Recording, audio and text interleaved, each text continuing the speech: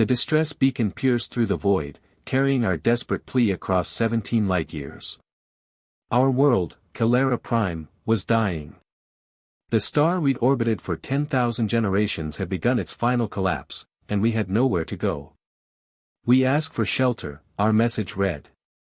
We are 3 million souls with peaceful intent.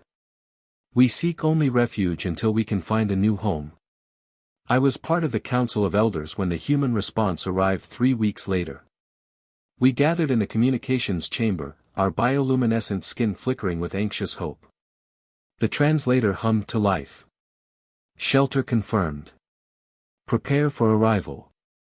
Humanity sends aid. Relief swept through our people like a wave. We had heard stories of humans, bipedal creatures who had somehow survived their own world's violent history and emerged into the galactic community only 2 centuries ago. They were young by cosmic standards, but their reputation for curiosity and compassion had spread across known space. When their fleet arrived, however, confusion replaced our joy. The lead vessel descended through our poisoned atmosphere, not a refugee transport, but a military command carrier. Its hull bore scars from old battles, and its weapons systems, though powered down, were unmistakably formidable. Behind it came construction haulers the size of mountains, followed by ships we couldn't immediately identify. Commander Sarah Chen was the first to disembark. She wore the insignia of Earth's United Fleet on her uniform and carried herself with the bearing of someone who had seen war.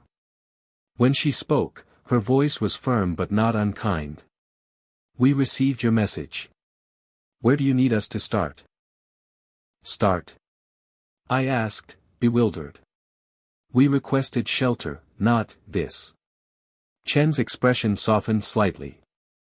I know what you asked for. But humans learned long ago that shelter isn't just a roof over your head. It's security, infrastructure, and hope for tomorrow. Behind her, the builders were already deploying. Massive construction mesh stomped across our barren lands, their sensors mapping terrain and atmospheric conditions. Engineers worked alongside them, their movements purposeful and swift. The commanders, Chen gestured to her officers, will coordinate the evacuation and establish security protocols. The Krillian horde has been active in this sector, we won't let them prey on refugees. I felt shame wash over me. We had been so focused on our own survival that we hadn't considered external threats. The builders, she continued, pointing to the construction teams, will erect temporary habitats on Kepler 452c. It's not perfect, but it'll sustain your people while we terraform a better solution. And the bombers?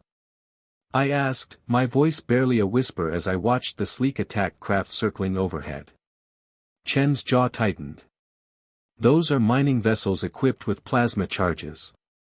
Your sun is collapsing ahead of schedule. We need to extract the remaining stable matter and create a safe evacuation window. It's dangerous work, but someone has to fly into hell to buy you time.